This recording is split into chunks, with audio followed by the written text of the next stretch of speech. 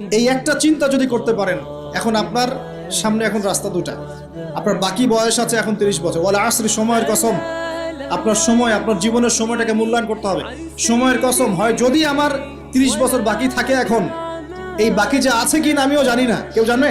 অনিশ্চিত পরীক্ষার হল, কেউ জানে না খাতা কখন কেড়ে নেওয়া হবে।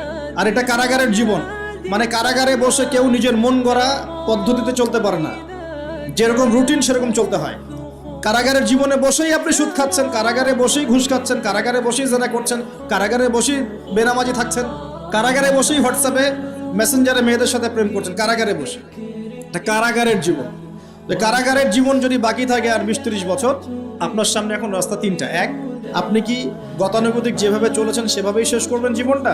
যদি শেষ করে দেন, তাহলে পৃথিবীর ইতিহাস থেকে আপনার নাম একদিন মুছে যাবে, আপনি একাই কবরে শুয়ে থাকবেন, আপনার আত্মা ইল্লিনে না